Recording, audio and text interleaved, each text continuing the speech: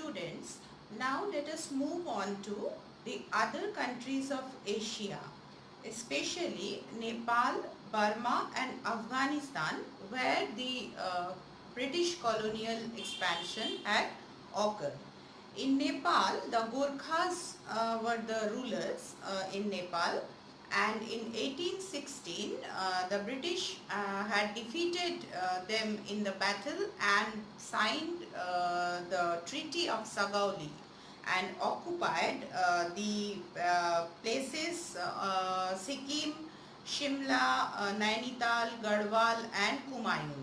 So these places were under the Nepalese control, the Gorkha control, and after the signing of the Treaty of Sagauli in 1816, they have come under the British imperial control. In Burma also, King of Burma had to sign the Treaty of Yandabu in 1826, which had given many territorial rights to the British as well as the commercial rights. And it was by 1886 the entire Burma, or what the place is right now known as Myanmar, that was totally occupied by the British. So in 1826, with the Treaty of Yandabu, the first time British had set their foothold in Burma, and by 1886, within 60 years, they have occupied the entire kingdom of Myanmar. And same as Afghanistan, they had brought the Afghanistan, the place, the country or the state of Afghanistan under their control in 1878 by signing the Treaty of Gandamuk. So these countries had become the British colonies. And in Southeast Asia, the other European countries, they have occupied their colonies. In Indonesia, the Dutch had set up their colonies. In Malaya, British had set up their colonies. Indochina, the French had set up their colonies. Philippines, Spain, and later on America had set up its colony. Far East, that means Japan and China, these two places came under the not direct control, but the trade was controlled by the European, especially the British and the American authorities.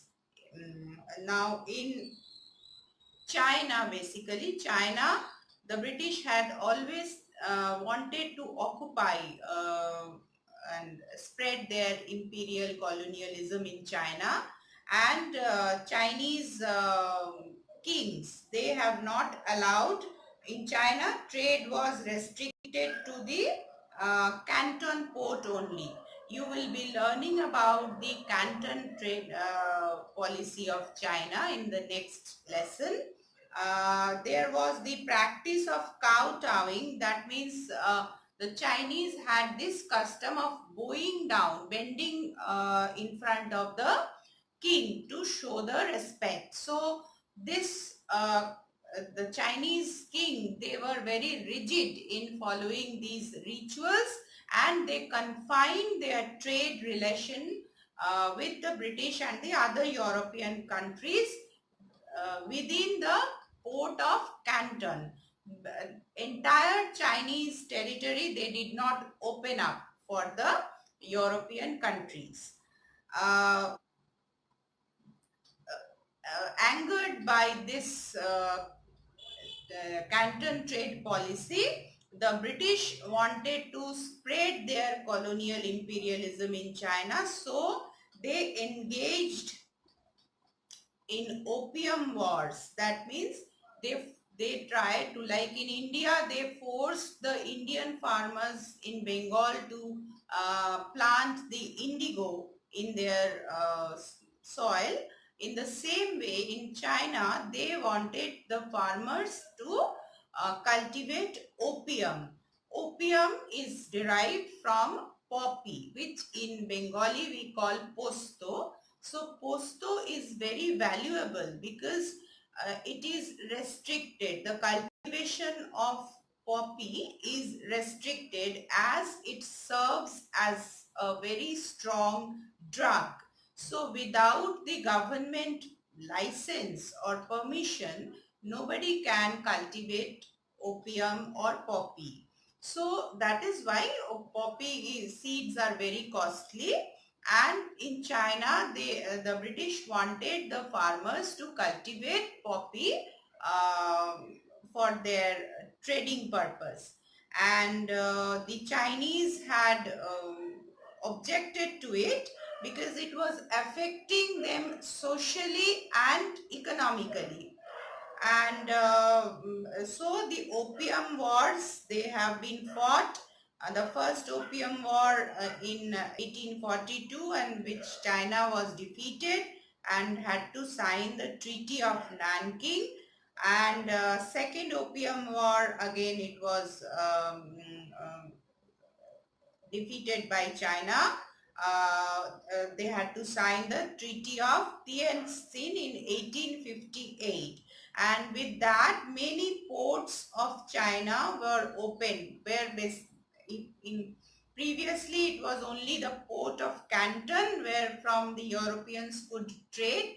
Now many ports in China, after the Treaty of Tientsin, after their defeat in the Second Opium War, they had to open up many ports to the European traders, and they had to allow the foreigners to follow their own judicial system in their colonies, in their settlements. So the Chinese law and order was not for the European traders. Wherever they had set up their settlements, there they followed their own judicial system. Now in Japan, China had tried to spread its imperialism with the Treaty of Shimonoseki in 1895. China was subjected to Japanese imperialism.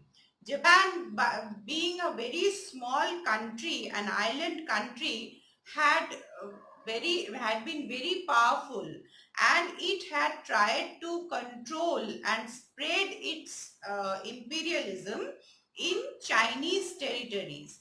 And with the Treaty of Shimonoseki in 1895, Japan had occupied many Chinese territories, set up trade relations, and they had gained the right to set up their factories, the Japanese factories, in the Chinese soil.